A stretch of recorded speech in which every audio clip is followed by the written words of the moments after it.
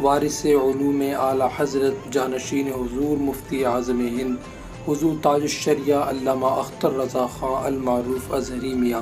آپ کی ذات کو ہم جس بھی زاویے سے دیکھیں یا پڑھیں یکتائے روزگار نظر آتی ہے۔ آپ علم و عمل، زہد و تقوی، حسن کردار اور شیریں گفتار جیسے اوصاف حمیدہ سے متصف تھے۔ آپ جہاں بلند پایہ اور راسخ العلم مدرس تھے، وہیں حاضر دماغ اور بالغ نظر مفتی بھی تھے۔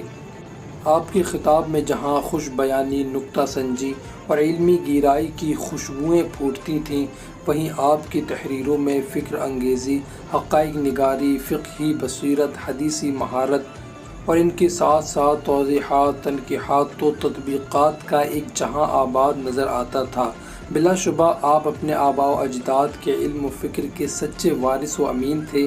حضور تاج الشریعہ کی حیات و خدمات کا دائرہ اتنا وسیع ہے جس کا تفصیلی احاطہ مجھ جیسے ناچیز کے بس کی بات نہیں، لیکن پھر بھی حصول سعادت کے لیے، حصول برکت کے لیے آج کی اس ویڈیو میں ہم حضور تاج الشریعہ علامہ اختر رضا خان کی زندگی پر یہ مختصر سی ویڈیو ڈسکس کریں گے۔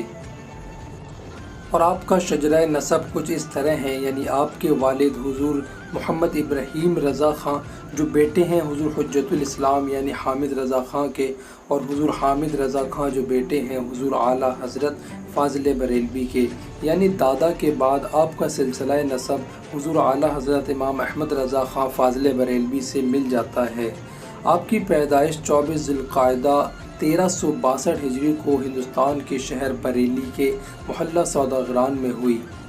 اور جب آپ کی عمر 4 سال 4 مہینے 4 دن کی ہوئی تو آپ کے والد ماجد خلیفہ اعلیٰ حضرت مفسر اعظم ہند حضرت مولانا محمد ابراہیم رضا خان علیہ الرحمہ نے بسم اللہ خوانی کی تقریب منعقد کی۔ حضور مفتی اعظم ہند نے رسم بسم اللہ ادا کروائی۔ آپ نے ناظرہ قرآن پاک اپنی والدہ ماجدہ شہزادی مفتی اعظم ہند سے گھر پر ہی ختم کر لیا تھا۔ والد ماجد سے اردو کی ابتدائی کتب پڑھی، اس کے بعد دارالعلوم منظر اسلام بریلی شریف سے درس نظامی مکمل کیا، اور پھر 1963 میں جامعۃ الازہر قاہرہ مصر تشریف لے گئے، جہاں مسلسل 3 سال تک فن تفسیر و حدیث کے ماہر اساتذہ سے اکتساب علم کیا، اور پھر 1966 میں جامعۃ الازہر سے فارغ ہوئے۔ حضور تاج الشریعہ نے تدریس کی ابتدا دارالعلوم منظر اسلام بریلی شریف سے 1967 میں کی، اور پھر 1978 میں دارالعلوم کے صدر المدرسین اور رضوی دارالافتاء کے صدر مفتی کے عہدے پر فائز ہوئے۔ تدریس کا سلسلہ 12 سال تک جاری رہا، جس کے بعد کثیر مصروفیات کے باعث باقاعدہ تدریس نہ فرما سکے، جبکہ افتاء کی مصروفیات کا سلسلہ 1967 سے حیات مبارکہ کے آخری ایام تک جاری رہا۔ آپ کو بچپن ہی میں حضور مفتی اعظم ہند علامہ مصطفیٰ رضا خان رحمۃ اللہ علیہ نے شرف بیعت عطا فرما دیا، اور 19 سال کی عمر میں تمام سلاسل کی خلافت اور اجازت دے دی۔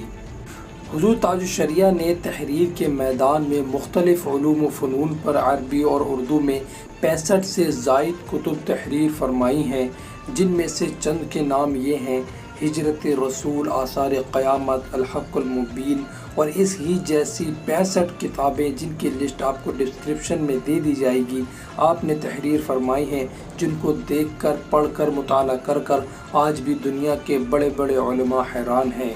خواتین و حضرات، علم و ادب کا یہ روشن و تابناک آفتاب 6 ذی القعدہ 1439 ہجری بمطابق 20 جولائی 2018 بروز جمعۃ المبارک مغرب کے وقت غروب ہو گیا، اور آپ کے نماز جنازہ کو بریلی اسلامیہ گراؤنڈ میں ادا کیا گیا۔ آپ کی نماز جنازہ میں جو بھیڑ تھی، جو لوگوں کی تعداد تھی، جو کثرت تھی، اس نے پورے ہندوستان کی گورنمنٹ کو ہلا کر رکھ دیا، اور ہندوستان کے سینے پر ایک تاریخ رقم کر دی، جس کی جھلک آج بھی عرس تاج الشریعہ میں نظر آتی ہے۔